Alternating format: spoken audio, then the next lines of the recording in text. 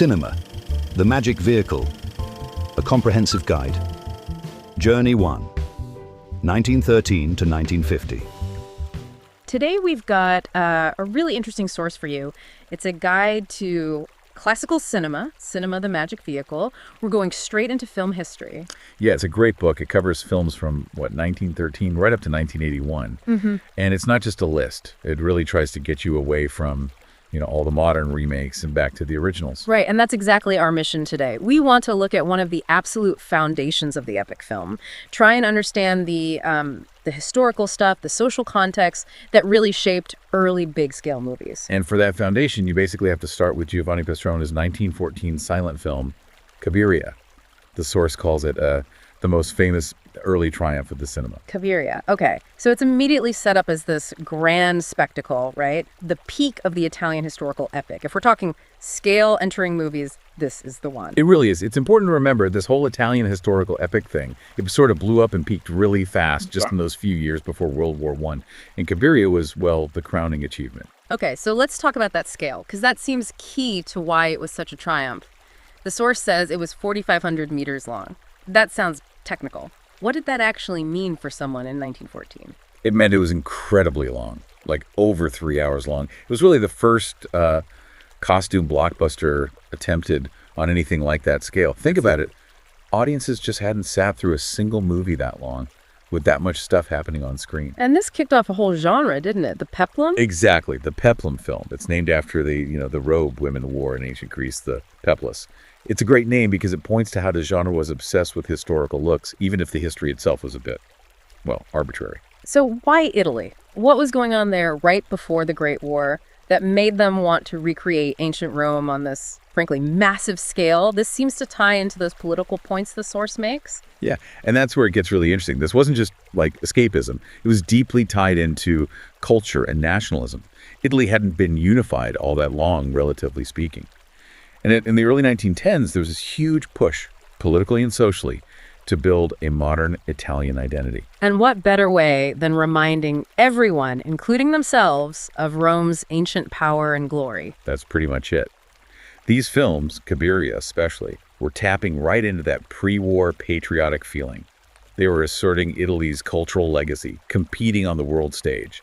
They basically wanted to show they could outdo the Americans and the French in making huge, impressive movies. Right. It's like cinematic nationalism, but with togas. Okay, so what's the story? What's the actual plot Pastrone used for this big statement? Okay, so it's set during the Punic Wars, Rome versus Carthage.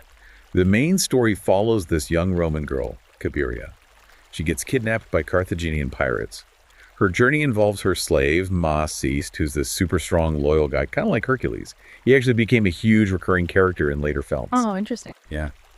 And eventually, after years and lots of adventures, she gets back to Rome with this brave commoner guy she falls for. Sounds dramatic, but the source book immediately flags the history part. It mentions they cited Livy, the Roman historian. But maybe we shouldn't take that too seriously. Definitely not. The source is right on that. Back in 1914, cinema wasn't seen as, serious art or history.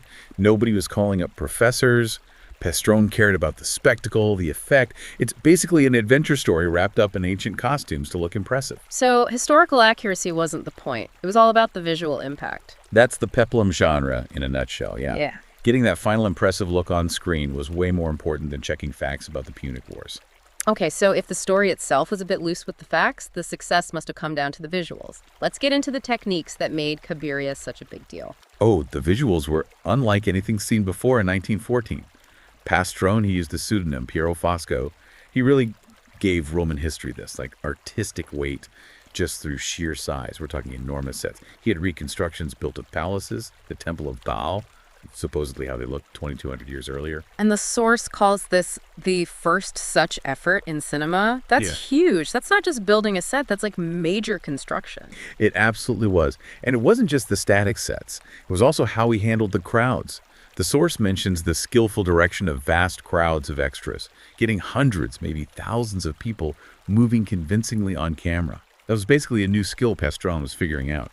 Okay, so the size was one thing, but the technical stuff is where it gets really groundbreaking, right? What was he doing with the camera itself? This is where Cabiria really changed things.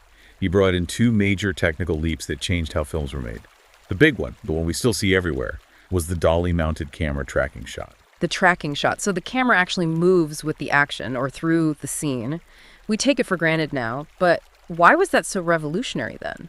Well, before that, movies were mostly like watching a play, right? The camera just sat there, static, like you were in the front row.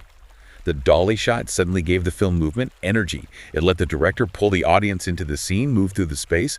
It made the camera's perspective active, dynamic, even emotional. Wow. So the camera stopped just recording and started actually telling the story visually. What was the second big innovation? That was his sophisticated use of arc lighting, even for outdoor scenes.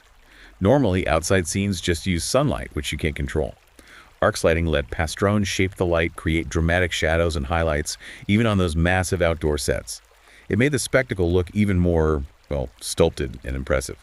And you can really see how these things worked in the specific scenes the source mentions, like Hannibal crossing the Alps. Exactly. The sheer scale of that, or the detail in the Carthage marketplace scene.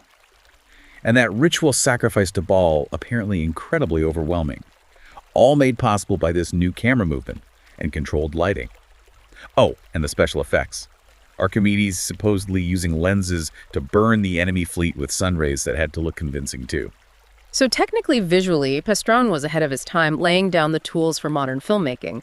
But this brings us to what the source calls the great paradox of Cabiria. It says, while he pushed the technical side forward, the film didn't really advance narratively. That's the big disconnect, yeah. Pastrone was all about the image, not so much the story flow. The pacing was apparently quite jerky. The source says scenes were just like chapters in a screen book, and you needed these heavy captions to explain what was going on between them. Ah, the captions. And this is where that amazing story comes in. He actually hired Gabriele D'Annunzio, who was like the most famous writer in Italy then, to write the captions, trying to give the film some literary cred. Right. It was a move to make cinema seem more highbrow, more legitimate. Get D'Annunzio's fancy prose to guide people through the epic story. But the source makes it pretty clear this backfired spectacularly. Yeah, it calls the captions the most glaring fault of the film. How so? Because D'Annunzio's writing style was totally wrong for a movie. It was apparently appallingly bombastic, just way too flowery and over the top. It actually slowed the whole thing down instead of helping it. The attempt to elevate the narrative with literature ended up dragging it down. That's kind of hilarious, isn't it? You hire Italy's greatest writer, and his words become the worst part of your movie. It sort of proved that cinema needed its own way of telling stories, not just borrowing from books. Absolutely. The film had found its visual language, the moving camera, the huge sets, but the storytelling was still stuck, in an earlier pre-film era. Okay, so this begs the question. If the story pacing was off and the famous writer's captions were terrible, why do we still talk about Cabiria as this major early triumph? Because the visual and technical impact was just so immense. It showed the world what cinema could be, this massive, spectacular form of entertainment. Pastrone might not have figured out narrative fluency, but he gave other filmmakers the visual tools they needed. And the key filmmaker who picked up those tools was D.W. Griffith in America, right? Exactly that.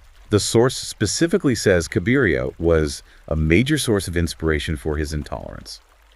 Griffith saw the scale, the technical ambition, the moving camera in Cabiria, and he ran with it.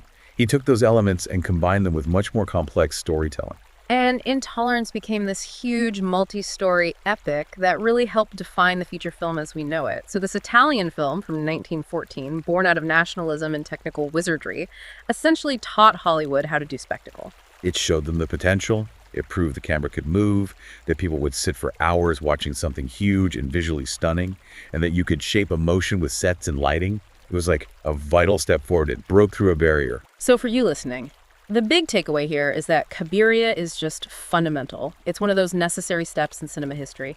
We still use the dolly shot it pioneered, and it really set the template for pretty much every historical epic, every blockbuster that relies on sheer scale and spectacle. It's definitely an essential film if you want to get cinema history. Yeah. Just understanding the effort Pastrone put in, combined with that whole pre-war Italian nationalist context, it makes it a fascinating historical object, not just a movie. So this deep dive, pulling from cinema, the magic vehicle, has really shown us how national ambition can accidentally lead to huge technical leaps. We've seen The birth of the peplum, the invention of the dolly shot, and the slightly comical failure of high art subtitles. And the source book really makes the point that watching these classics isn't just homework. It's an unforgettable adventure that deepens how you see films today. Which leaves us with something for you to think about. If Cabiria's camera techniques came partly from Italy wanting to look grand on the world stage, what political, social, or maybe even commercial pressures today are secretly shaping the special effects, the camera work, the very look and feel of the movies you're watching now? What hidden histories are embedded in today's blockbusters? The adventure, as they say, continues.